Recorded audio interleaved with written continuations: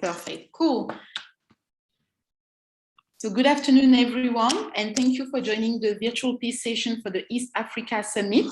So today we're going to have a Series A and growth stage startup for the pitch session to prep our East Africa Summit, who's going to take place in Nairobi on the 6th of October.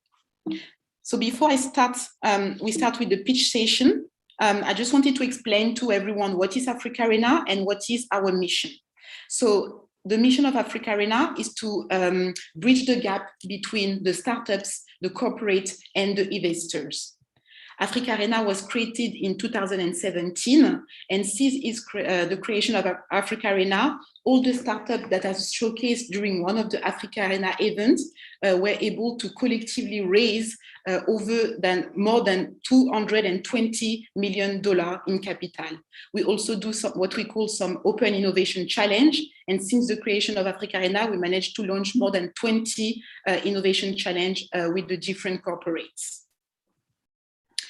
So this year, AfricArena will do like a tour in Africa to cover the ecosystem. So we did AfricArena Summit in Johannesburg in May. Then we went to Dakar, Senegal in June. And the next step will be Nairobi, Kenya, and then we'll be in Tunisia. At the end of the day, we will have our big AfricArena Summit in Cape Town, which is going to take place on the 16th and the 17th of November.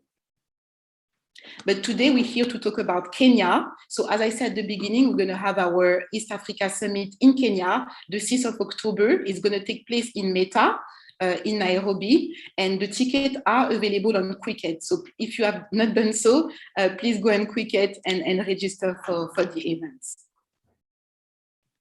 So before we start with the session, I would like to introduce the judges of today.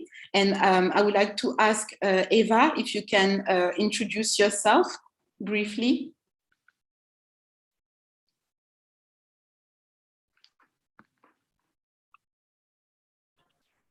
Good afternoon, everyone. First of all, I apologize that I am in a coffee shop and it's a bit noisy. So to the panel, to the attendees, the participating companies, my apologies in advance.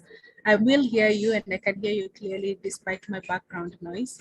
My name is Eva Warikia. I am the Chief Executive Officer at the East Africa Private Equity and Venture Capital Association. We are the umbrella body for private equity and venture capital firms operating out of East Africa. Our mandate covers Kenya, Uganda, Tanzania, Rwanda, and Ethiopia. And our primary responsibility is to showcase the opportunities of East Africa to investors, that's private equity, venture capital investors, as well as others such as family offices and development finance companies, to bring to the attention what opportunities are available in the East African market. We have been a partner of AfricArena since last year when we were doing some work around enabling early stage investments by creating standardized guides to invest. And it's a partnership we continue to build on. So this is already part of an ongoing process. EABC participating in this pitch session, and it's a delight to be here. All the best to the participating companies. I think you're already winners by virtue of being shortlisted. But I hope to see you soon in Nairobi and at the conference. I shall mute myself just to avoid the distraction of background noise, but I can hear you clearly. Great, thank you very much, Eva, and it's a great pleasure to have you today in this pitching session. And the second judge is going to be myself. So I'm Bintu Adekoya, I'm the COO of AfricArena, and today I will also be one of the judges. So nice to see you all, and I'm looking forward to hear your different pitch. Great, so I think we can start with the first startup. So what I'm going to do, I'm going to hand over to my colleague, Emma, and she's going to make sure that all the startups know when they have to pitch. Yeah, sure. So hi, everyone. Are you still on mute? I'm going to... Hi everyone, nice to see you again for the one I saw before, and thank you for coming to our pitch session. So we'll start right now with Simu Solar. So Marianne, if you can share your screen, maybe Bintu, stop sharing yours, and then that's we'll be able to start in a minute.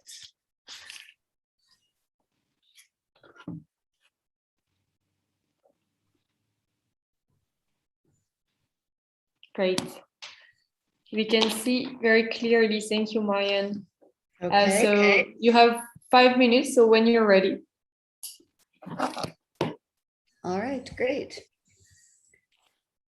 So thank you very much for the invitation to present today. I'm Marianne Walpert, co-founder and co-CEO of Simu Solar. Simu Solar is focused on providing productive use equipment in the agriculture sector, and we are operating currently in Tanzania and Uganda. There's an enormous gap between the productivity of farms with modern equipment as compared with smallholder farms in sub-Saharan Africa. This is partly due to the lack of energy access, but also the unavailability of asset finance and appropriate equipment. Looking at just 3 countries in sub-Saharan Africa, we see that there are over 5 million commercially focused smallholder farmers. Only a few % of these farmers have any form of irrigation for their crops, other than rain, which is increasingly unpredictable. Modern equipment is the key to increase productivity. However, without financing, these technologies will never be adopted. Along with financing, on-site design and installation services are required, which is a challenge in the rural environment. Simu Solar has developed a platform and processes to address these challenges in a very scalable way, using smartphone apps to enable credit evaluation, financing, system design, and service. We've also developed the technology to remotely communicate with our systems, regardless of the availability of internet access, using Bluetooth technology integrated into our control equipment. In this way, we can monitor and control these systems, enabling financing through a prepaid platform.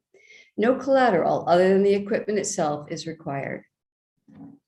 Using our control hardware, system of apps, and software platforms, we can finance any equipment that can be powered by electricity. We're focused on the agriculture sector as we see that that provides opportunities for maximum impact. Increasing smallholder farmers' yields increases their income and productivity, which in turn affects several of the sustainable development goals, as we can see here. Simu Solar is bringing the full solution to our customers in an efficient, cost-effective manner. We have proven our model with thousands of satisfied customers and are focused on growth. We continue to expand our partner network, our product line, and our geographic reach in coming years. There are a range of potential competitors in the solar water pumps, and in this plot, I compare the services of some of them with respect to financing and product customization. MFIs, for example, do offer financing, but they don't have the product knowledge or the distribution network required to offer these products. Solar home system companies, on the other hand, find it difficult to switch to productive use, although there's been a lot of conversation about that. But both the product knowledge and control system hardware, most importantly, it's really a different market and requires a business model based on customization and services, which is outside their current business practices.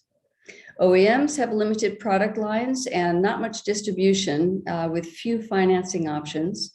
Retailers rarely offer financing and typically don't have the rural outreach. Rent to Own is one of the companies that has this business model most similar to our own.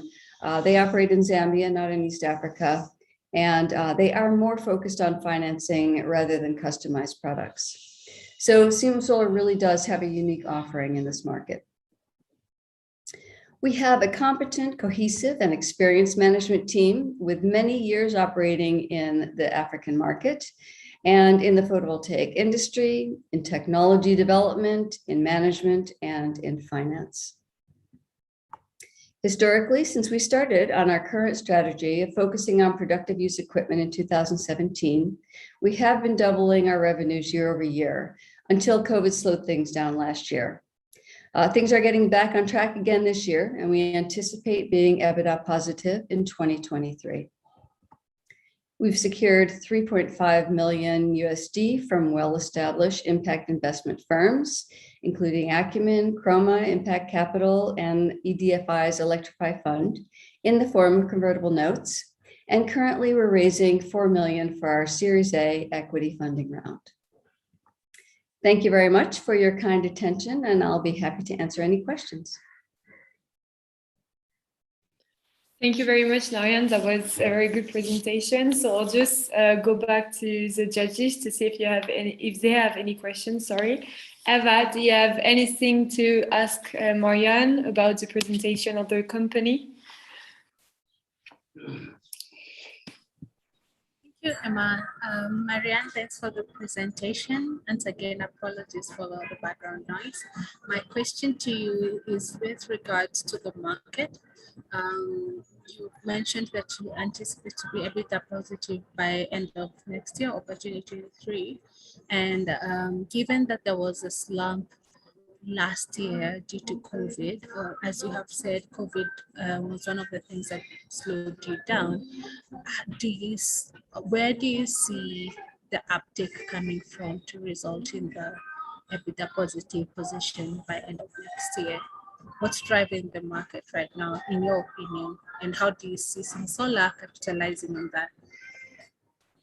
Yeah, it's an interesting market right now. There is a lot of focus on the agriculture sector in the various countries in East Africa. You may have seen this: Rwanda, Uganda, Kenya, Tanzania. It seems like people are really starting to pay attention to the needs of the agriculture sector.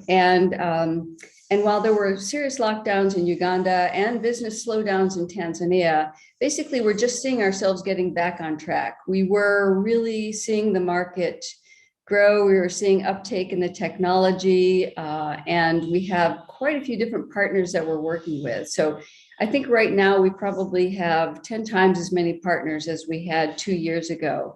NGOs, not equipment providers so much, those were BR suppliers, but also input suppliers to the farmers, off-takers, the buyers. There really is getting to be more and more organization in the sector, which is helping us to reach the farmers. And the solar water pumps support the activities of all of these different groups. So we're definitely seeing traction. We're seeing momentum in both Tanzania and Uganda. And so, you know, like I said, we did see a slowdown, but basically we're just getting back on track and really seeing some momentum in the marketplace now.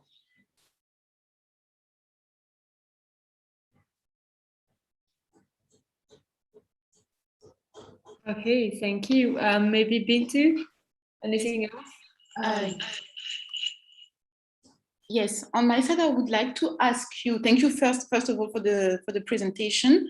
So you said that you would like to raise 4 million for Series A. So what are you going to use the money for? What are the next investment that you would like to do to grow your company? We want to expand our operations. We currently have 9 offices operating across Tanzania, and we have multiple partners that we're working with in Uganda. And we would like to expand both our operations in terms of staff and personnel. We would like to add some new product lines. We're looking at refrigeration, cold chain. We would like to go into other countries, expand geographically. And also it's important for us, because we are financing this equipment, of course, we need to have debt. So in order to raise the appropriate amount of debt for working capital, we also need to have equity. So the equity really does help us on the business side as well for the debt to maintain the working capital and the equipment that we need to be purchasing to provide financing to our customers. Okay, thank you very much. And in terms of expansion geographically, what are the country or the market that you're targeting? Well, we are still evaluating, but I would say Zambia is pretty high on our list in terms of a next country, and we wouldn't do that. It'll be at least 12 months, I think, before we would consider going into another country. We really want to grow in the markets where we currently are. We see enormous potential for growth without expanding. So before we take on the risk of geographic expansion, we absolutely would have solid partners in that country and have a very well proven expansion platform for the two countries that we're currently operating in.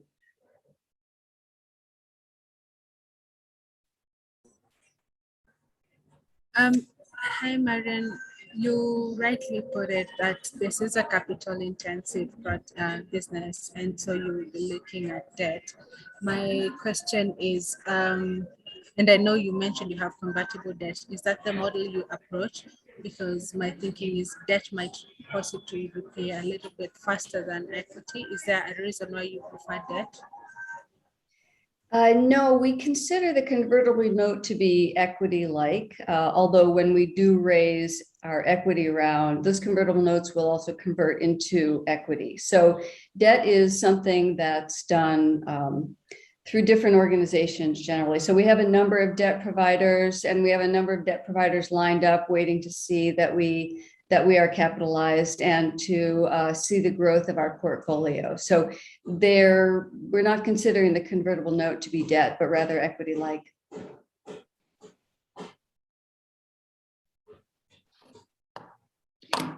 I hope that answers your question.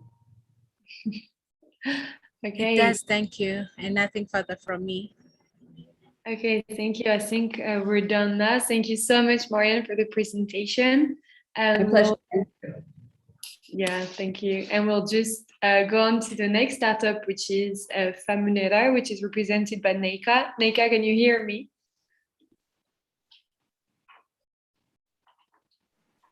Yes, I can hear you well. Great. Hi. Nice to Hi. see you. Hope you are well. Would you be able to share your screen, please? Oh, sorry, Yes, Marian. is my video also relevant or? I think if you can, it's better that you put your video on, but if you have network issues, I don't think it's a problem because we hear you very clearly. Great. Okay. So can you, you sure you can see me? All right. Okay.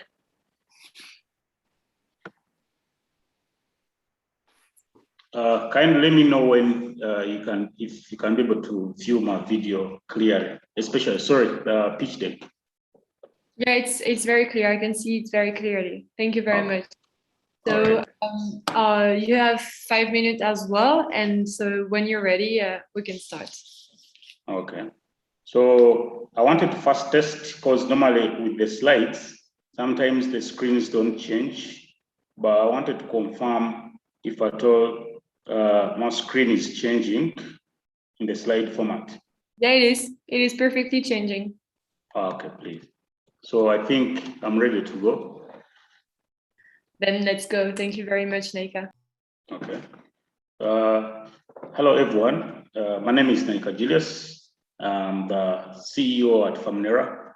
Famunera is an agri-tech company that leverages mobile technology to enable farmers easily source for genuine, quite affordable farm inputs, provide last mile delivery, then e-extension services and produce market linkages at harvest. Since our inception in 2016, Famunera has been able to serve over 110,000 smallholder farmers and created over 5,000 direct jobs across the entire agricultural value chain in Uganda. The problem we realized was that there was a gap in last mile delivery of farm inputs and supply. That over 30% of sub-standard quality inputs, over 30% substandard quality inputs, and more so expensive existed in the Uganda market. And as a result, our nation was losing up to $1.5 billion as a report shared by New Vision. There was also delayed last mile delivery of inputs to the farmer cooperatives and groups, and also unreliable extension services and unreliable produce market linkages. So what Famunera does is that we have a digital marketplace that operates on 3 channels. That's the USSD code, which targets 85% of the rural farmers who don't have access to internet and also smartphone. And also we have a web app that targets smartphone orders and a call center channel for for easy access in terms someone wants to inquire anything.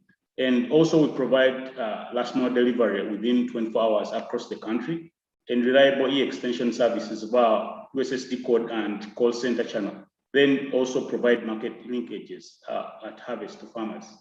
The market size in Uganda when it comes to smallholder farmers is at over 7.4 million smallholder farmer household operate agricultural land according to Uganda Bureau of Statistics Annual Agriculture Survey 2018. The serviceable available market is 65% as of that own feature mobile phones. And then Famnera is targeting 1.5 million smallholder farmers by 2023 to serve them, and that would be 20.3% out of 7.4 million. Currently, we have been able to reach 1.5%.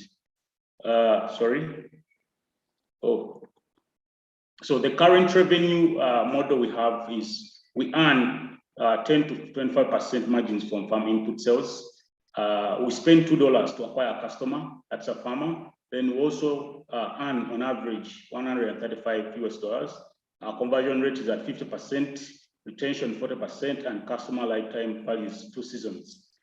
Those are different marketing channels. And we've been able to sponsor, for instance, this year, the Harvest Money Expo, which happened by the Vision Group as Famnera as a platinum sponsor. Among other things, if you follow us on social media, we're doing quite well when it comes to using those marketing channels.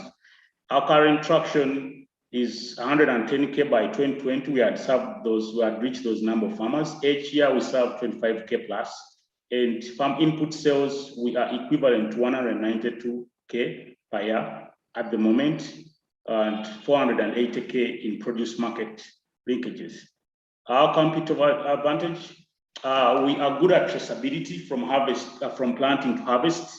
We provide convenient last mile delivery. And also we have a digital wallet for farmers to save for inputs and order at any time when they wish to. Unlike our competitors who are rural farm inputs dealers, One Acre Fund and Isagrid, who actually have X's in what we do best.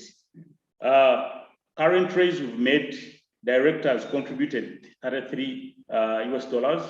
Tony Romero, we managed to secure $5,000 US. That was 2018. NSSF 20K under the NSSF High Innovator, NSSF Uganda High Innovator project.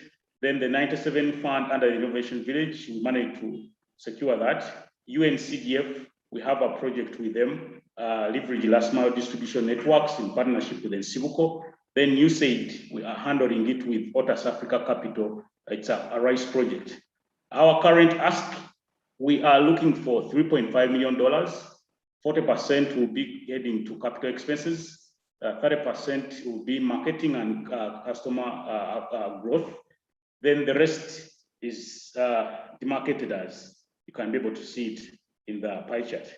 The future revenue streams, when raised the money, we shall also be able to grow another revenue channel that will be earning 1.1 to 5% margin from market linkages, where we shall have bulking centers where we offtake farmers' produce directly. Then for us, we directly sell it to our bulk offtakers like exporters and factories that are consuming it as agro-processors. Then 100% will be earned from data as a service, which we are willing to provide to our different partners like Private Sector Foundation, the World Bank, Ministry of Agriculture, Uganda National Bureau of Statistics, and among other partners that we are working with.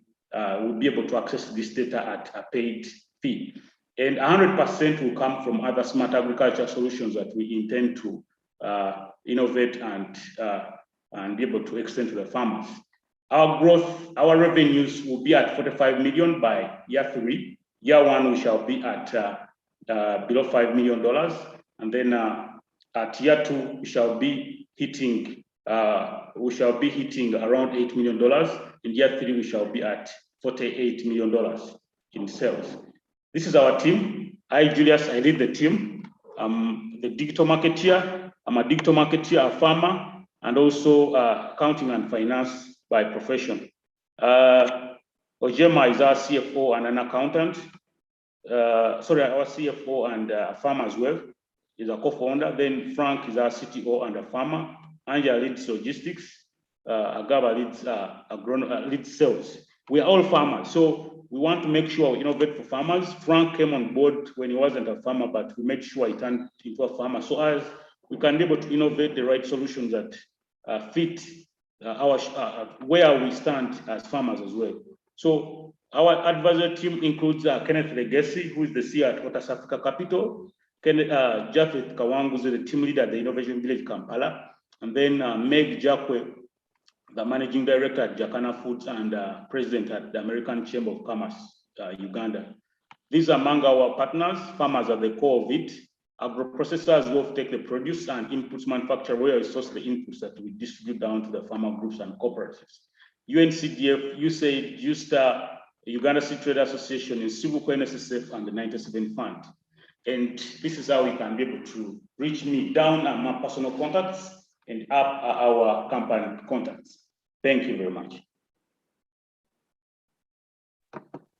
Thank you very much, Naika. Thank you for the presentation. So again, as I did before, I will just go back to judges, maybe starting with Bintu. Bintu, have you? Yes, thank you very much for the presentation. It was very clear and very detailed. On my side, can you go back to your revenue model and explain a little bit more detail how you're making money, like how do you make your business? Yes.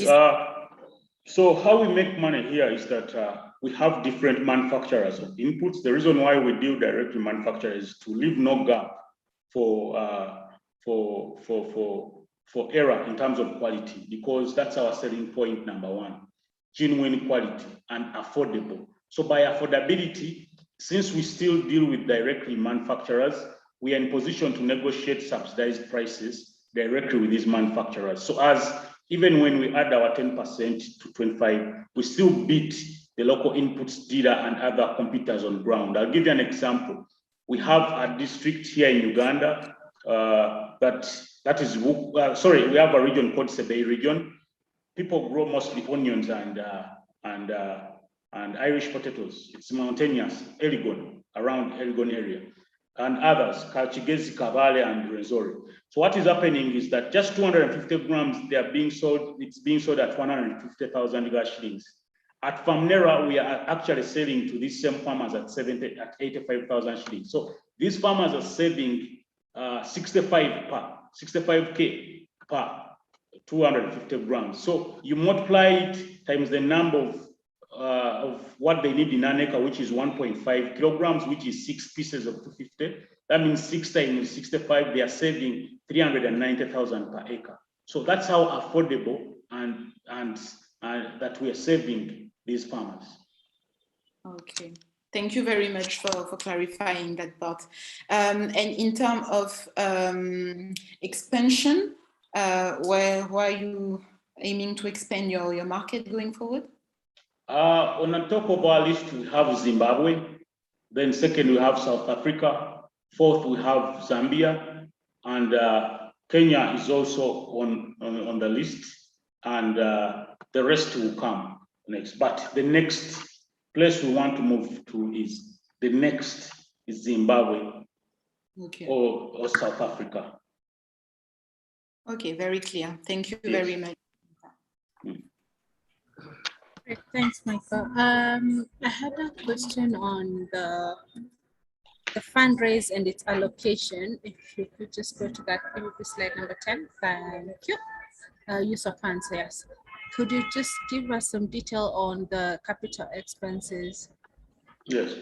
So with these capital expenses, we are looking at having DCs. What we mean by DCs is distribution centers. How? We're going to have 6 acres per region. We're going to have, we're going to have 6 DCs. That means we're going to have 1 in West Nile, 1 in Gulu, 1 in Mbare. Mbare is serving the Eastern Uganda region. Gulu is serving Northern. West Nile is serving West Nile. Mbarara will be serving Western. 1 will be serving Greater Masaka, and another one is serving Central, this middle central of Uganda. So those are 6. So we're going to set them up. 1 acre is for a demo farm. 1 acre is for having an inputs warehouse. 1 is for having a silo for bulking grain. 1 is for having a warehouse for for horticulture, that means coolers, cold rooms, horticulture, and then 2 acres are for parking and other activities. So this is how we intend to use this. And also we acquire a few vans for transporting this produce right from our DCs up to the airport for export, or to even our off-takers like Mandela Miras, Sesako, Mukwano, and others that are agro-processors here in Uganda.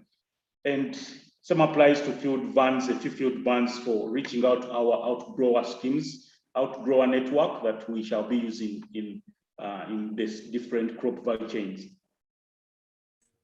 Follow on for that, for a digital product, don't you think it may be a bit deviating to go into the DCs, as you've mentioned, call them, and distracting from your core business? No, not at all, because still, even with the DCs, it won't be a block and mortar business. The reason why we are setting up DCs is actually to decentralize the too much traffic that is being centered around the central region distribution hub. So what we are doing is that still I'll give you an example. What we are looking at setting up in Gulu to serve the mid-northern Uganda is meant when still people will order online, and now it means we shall have grown our logistics network to now distribute directly these orders to take them nearer to the farmers, such that we save them that delivery time from 24 hours to actually same-day delivery. Secondly, to even reduce on the delivery cost.